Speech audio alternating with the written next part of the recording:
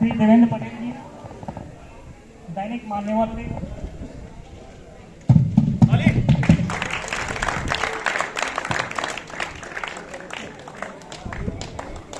आनंद चतुर्वेदी जी राष्ट्रीय सहारा से हैं।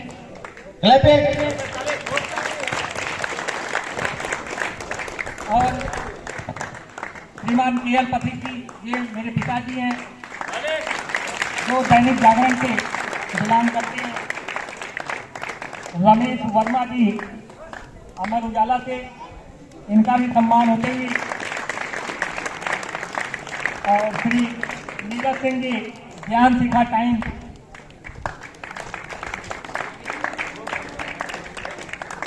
शुभम शुक्ला जी ये हिंदुस्तान से।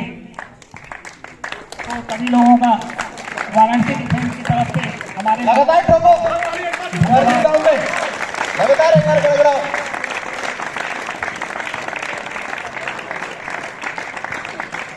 तो हम चाहेंगे कि इन्हीं के बीच में से हमें दो शब्द सुनने के लिए मिले।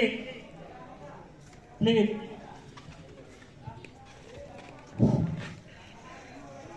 आज 73वें राष्ट्रीय गणतंत्र दिवस पर जहां हम आप सभी का, मंचासीन अतिथियों का और यहां इस संस्थान के प्रबंधक और इस संस्थान के डायरेक्टर महोदय और इस संस्थान के ट्रेनर और इस भरेमा गांव जो एक ऐतिहासिक गांव अपने आप में है, जिसकी अगर चर्चा की जाए तो मैं समझता हूं कि आज भी कहीं न कहीं से कमी रह जाएगी। ये ऐसी उर्वरा भरी गांव है जिसकी चर्चा आम है और इन्होंने देश के लिए बहुत बड़ी कुर्बानियां इस गांव के लोगों ने दी है। और हमारे बीच कल के भारत जो आज यहां तैयार हो रहे हैं, जो देश के लिए और एक गौरव का विषय बनेंगे, भारत नए सपने का ये भारत बनाएंगे, ये भविष्य हैं जो यहाँ प्रशिक्षण प्राप्त कर रहे हैं हमारे, उनको छात्र कह लें या उन्हें ट्रेनिज कह लें, साथी। और इस गांव से हमारे बीच उपस्थित बहनें और कहीं छूट जाता है तो इस गांव का सुनहरा वो पल वो दिन जब हम कभी इस गांव की मिट्टी के बीच खड़े कर कुछ बोलने का साहस करें। मतलब वही 30-35 चले जाएगा। मैं आया तो पहले देखा आदरणीय डॉक्टर साहब को, DR सिंह जी को, तो अंदर से मन बड़ा प्रसन्न हुआ कि बहुत दिनों के बाद वो दर्शन हुए हैं। और हम लोग चूंकि मीडिया से जुड़े हुए हैं और एक चंद्र आमंत्रण टेलीफोन के द्वारा गया था और हम लोगों ने एक्सेप्ट किया था कि एक साथ ही हम कई कार्यक्रम करने के बाद अचीव करके लौटेंगे, लेकिन आपके यहाँ जरूर आएंगे। बहुत ज्यादा नहीं कुछ कहते हुए मैं सिर्फ चंद शब्दों में आपको बता देना चाहता हूं कि भारत का प्रागैतिक इतिहास की तरफ अगर हम ध्यान डालें तो इस कालखंडों की तरफ हम जाएंगे, थोड़ी सी दृष्टि डालेंगे आपको। प्राचीन भारत के इतिहास कालखंड को देखें, मध्यकालीन देखें और आधुनिक भारत के इतिहास कालखंड को देखें। जिस धरती, जिस भारत भूमि पर आतताइयों का आतंक चलता था, 800 वर्षों तक मुगलों ने शासन किया और बहादुर शाह जफर अंतिम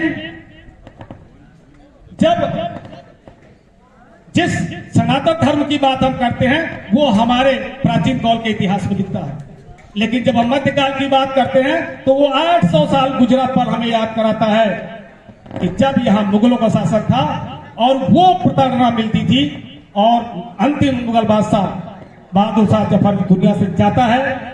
ईस्ट इंडिया कंपनी की स्थापना अंग्रेजों द्वारा होती है और वो आता है मात्र बिजनेस के लिए, लेकिन यहाँ की धरती को, यहाँ के लोगों को, यहाँ की एकजुटता को उसने इस तरह से चख लिया और यहाँ शासन किया 200 वर्षों तक। और हम अपने उस पूर्वजों के प्रताड़ना, शोषण को जब याद करते हैं तो मुझे एक दिन वो याद आता है जब 1857 में एक ऐसा महापुरुष मंगल पांडे ने एक चिनगारी जला दी थोड़ी सी कहीं न कहीं रात में, और वो रात धधकते हुए 90 सालों का इतिहास 15 अगस्त 1947 को हमारा भारत देश आजाद होता है। और आजादी के बाद बिखरी हुई ताकतों को एकजुट करने का प्रयास, इसके सांगठनिक इतिहास को हमें प्रतिस्थापित करने का वो जो गौरव मिला, वो 2 वर्ष 5 माह 11 दिनों के बाद हमारे गणतंत्र की स्थापना हुई। अब आज 73वां गणतंत्र दिवस है, जिसको आज हम एक पर्व के रूप में मनाते हैं। एक अपनी सांस्कृतिक विरासत है, राष्ट्रीय विरासत है, जिसकी रचना के लिए, जिसके लिए हम कुर्बान भी हो सकते हैं। वे मुझे याद आता है वो गीत का चैतन्य, ऐ मेरे वतन के लोग जरा आंख में भर लो पानी। मतलब हमारे पास शहीदों का जरा याद करिए, जिन्होंने अपने खून से भारत माता की इस मिट्टी को उन्होंने सिंचित किया, उर्वरा दिया, और आज हम आजाद होकर के एक मंच पर खड़े होकर के एक स्थान पर एकत्रित होकर के अपनी बातों को, अपने विचारों को हम बांट लेते हैं, कह लेते हैं, सुन लेते हैं। मैं जिस मंच पर हूं अधिक नहीं बोलना चाहता, लेकिन चूंकि यहाँ ट्रेनिंग लेने के लिए दूर दूर से जो बच्चे आए हुए हैं, वो कल के भारत है, कल के सपने, कल के इतिहास है। मैं उनको जीवन की सफलता से बता देना चाहता हूं। गणित के बड़े बड़े सवाल फार्मूला से, सूत्र से हल किए गए। मैं तुम्हें जीवन में बता देना चाहता हूं कि अगर ये 3 सूत्र तुम्हारे जीवन में काम आ जाए तो याद रखना, सफलता तुम्हारे कदमों के पास है। और वो जोश और जज्बा होनी चाहिए कि जोश ठंडा होने पाए, अब कदम मिला के चल, और मंजिल एक दिन पग चुमेगी, आज नहीं तो कल, आज नहीं तो कल। इतिहास आपके हाथ में है, कालखंड आपके हाथ में है, और नए भारत का सपना आपके हाथों में। ये सूत्र हम जो आपको दे रहे हैं, फर्स्ट टी, इंग्लिश का टी, और 3P, इंग्लिश का पी, और लॉस्ट है इंग्लिश का H।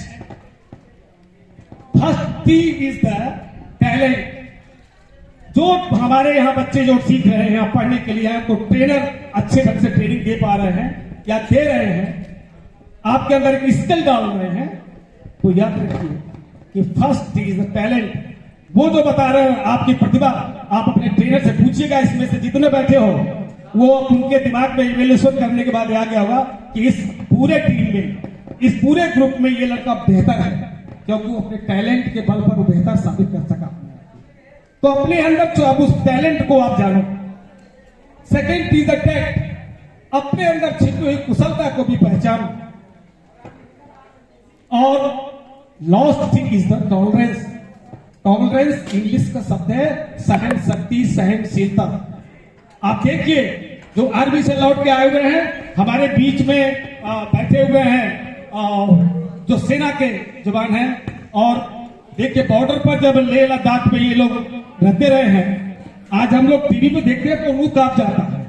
बर्फों पर आप लोगों ने समय गुजारा है, देश की सेवा की है, और इनकी सहन शक्ति देखिए।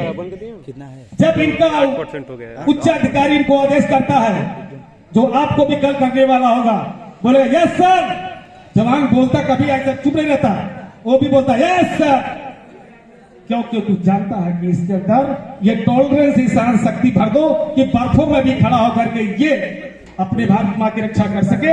और